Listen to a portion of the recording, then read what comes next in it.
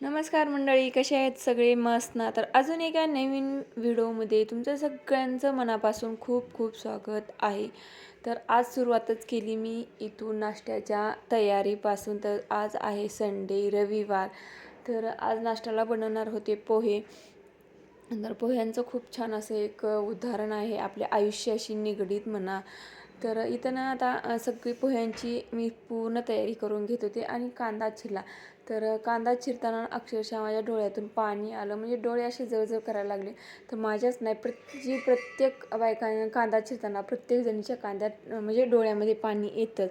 तसंच ना कांद्यावरून एक उदाहरण आहे की आपल्या पण आयुष्यात अशी कांद्यासारखी काही माणसं असतात, म्हणजे जे चांगल्यासाठी आपल्याला रडवतात, आपल्या चांगलं होण्यासाठी त्यांना काहीतरी वाटतं, म्हणून ते आपल्याला सांगण्याचा प्रयत्न करतात. पण आपल्याला दुःख वाटतं, आपल्याला रडू येतं.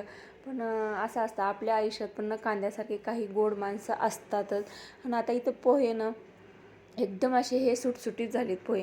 कारण कसं, तर आता इथं पोह्यामधलं मी पाणी जर लवकर काढलं, जेव्हा मी पोहे भिजवत होते आणि त्यामधलं जर पाणी मी लवकर काढलं नसतं, तर पोह्यांचा ना एकदम असा गिजगुळा, असा चिखल झाल्यासारखा झाला असता, गिजगुळा झाला असता.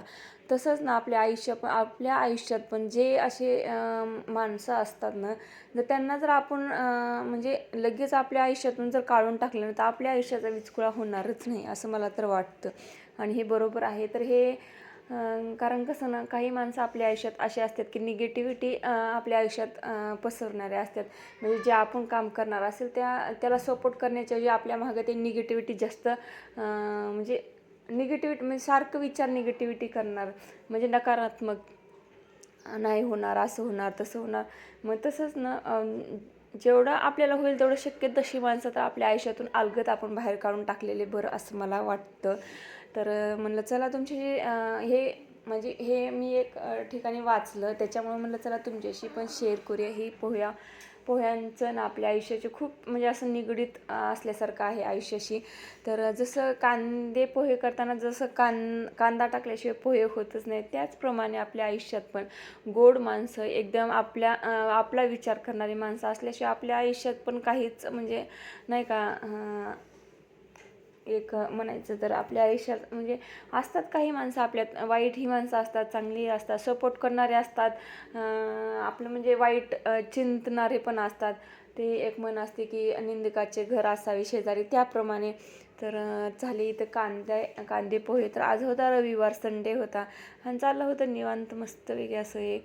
तर म्हणजे संडे म्हणजे आमच्यात काही असं नाही का धावपळ, दररोज ही धावपळ नसतीच, पण एक असतं स्वराजच्या टिफिनचं टेन्शन असतं मला, दुसरं काही नसतं. कारण वेळेवर सगळं रेडी व्हायला पाहिजे, त्याच्यामुळे जरा थोडीशी दिवसभर दररोजचं धावपळ असते. पण रविवारी कसं निवांत, आज डब्बा नाही, निवांत केलं तरी चालेल.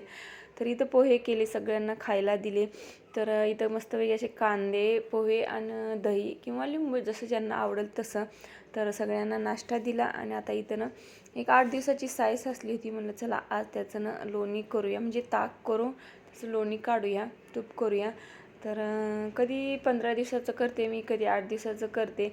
पण आता ना हे 8 दिवसाची साय होती, म्हणलं चला त्याचं आज बनवूनच टाकूया तूप. तर इथं मिक्सरला थोडंसं फिरवून घेतलं, कारण कसं ना आज थंडी पण नव्हती जास्त, पण थोडंसं गरम वातावरण होतं, त्याच्यामुळं ना असं लोणीनं फेसाळल्यासारखं झालं होतं. म्हणून मी मिक्सरमधून काढलं आणि नंतर मग पातेल्यामध्ये टाकलं आणि रवीनं चांगलं असं घुसळून घेतलं ताक. आणि थोडेसे बर्फाचे 1-2 तुकडे टाकले, कारण कसं ना थंड जर पाणी टाकलं ना आपण, लवकर असं लोणी तयार होतं, लोण्याचा गोळा पटकन तयार होतो. तर मग रवीनं थोडंसं एक 5 मिनटं फिरवलं तर मस्तपैकी असं हे लोणी आलं होतं. तर मी सुरुवातीला ना तूप म्हणजे बनवत नव्हते, पण पहिलं कसं फ्रीज नव्हतं ना, आत्ता कुठे आम्ही आता 1 वर्ष झालं आत्ता फ्रीज घेतलं आहे. त्याच्यामुळे मग आता तूप होतं, लोणी होतं, सगळंच होतं. त्याच्यामुळं आत्ता कुठं मी करते. तर हे आता 8 दिवसाचं लोणी साय होती, त्याचं लोणी एवढं निघालं. तर आता तूप बनवून घेते मी पटकन, कारण कसं एरीनं म्हणजे शाळेच्या टायमिंगला होत नाही, मग संडेला कसं मग त्याची भांडे पण नाही का चिकट होतात, मग म्हणजे प्रत्येक गोष्टीला वेळ लागतो. त्याच्यामुळे म्हणलं चला आज बनवून घेऊया. आणि इकडं चालला हा दंगा त्यांचा सकाळ सुरू. तर असं सुरू राहतं त्यांचं दिवसभर. सुट्टी जर असेल ना तर दिवसभर असला गर्दा गोंधळ. तर चालू होतं त्यांचं तिकडं. आता इथं मी स्वयंपाक वगैरे करून घेतला. तर चपात्या करून घेतल्या आणि सुक्की वांग्याची भाजी करून घेतली. आणि इथं साबुदाणा भिजत घातला होता मी सकाळीच, कारण आज होता रविवार, पौष महिन्यातला रविवार आमच्या इथं उपवास धरतात. तर त्याचाच उपवास होता मला. आणि साबुदाणा भिजू घातला आणि इकडे हे. तर आता पूर्ण स्वयंपाक वगैरे झाला. आता किचन ओटा पूर्ण आवरून घेणार आहे. तोपर्यंत म्हणलं चला इकडं आवरूजीच तर इकडं ना तूप आपण लोणी कडवायला ठेवलं होतं. आता पूर्णपणे असं हे लोणी आपलं कडत आलं आहे. तर आता मी गाळून घेते. तर अर्धा डब्बा म्हणजे सुरुवातीचं काय होतं ह्या डब्यामध्ये, आणि नंतर मग मी दुसऱ्या डब्यात टाकण्याऐवजी म्हणलं चला ह्या डब्यात टाकूया. मग ह्याच स्टीलच्या डब्यामध्ये सुरुवातीचं होतं अर्धं, आणि नंतर मग हे. तर असं एकदम असं हे पिवळसर तूप खूप छान झालं आहे. आणि इतका वास तर खूप छान सुटतो ना, एकदम ताज्या तुपाचा खूप छान असा वास सुटतो. मग काय दिवसभर मस्त म्हणजे दिवसभर म्हणलं तरी मला 2-3 वाजले पूर्ण काम आवरायला, कारण कपडे भांडे पूर्णच कामं तशी होते, जेवण करणं. तर साबुदाण्याची खिचडी वगैरे केली, म्हणजे साबुदाणा खिचडी वगैरे खाल्ली. आणि नंतर मग इथं संध्याकाळच्या तयारीला लागली. इथं तर कांद्याची पात होती, म्हणलं चला आता कांद्याची पातच करूया संध्याकाळी, कारण आमच्या इथं आवडते कांद्याची पात. तर आता इथं मी म्हणजे निवडून घेते कांद्याची पात. आणि कसं कोणी कांद्याची पात सुक्कीही करतं आणि कोणी असं सरभरीत पण करतं मुगाची डाळ टाकून. तर मी थोडीशी म्हणजे सरभरीतच करणार आहे आज.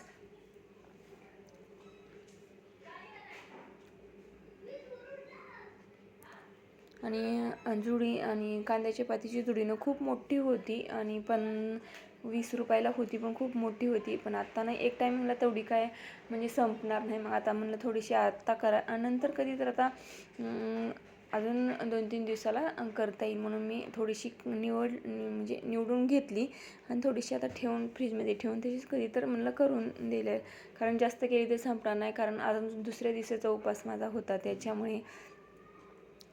तर आता इथं भाजी वगैरे निवडून घेते, आणि पूर्ण निवडून घेऊन मग नंतर अर्धी घेणार आहे मी भाजी करायला, आणि अर्धी म्हणजे चला फ्रीजमध्ये ठेवून देऊया.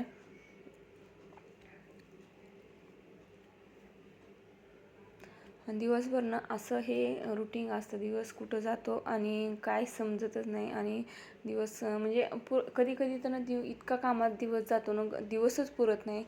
तर आता इथं भाजी वगैरे करून घेतली, मस्तपैकी अशी सरभरीत भाजी केली, भाकरी वगैरे करून घेतल्या.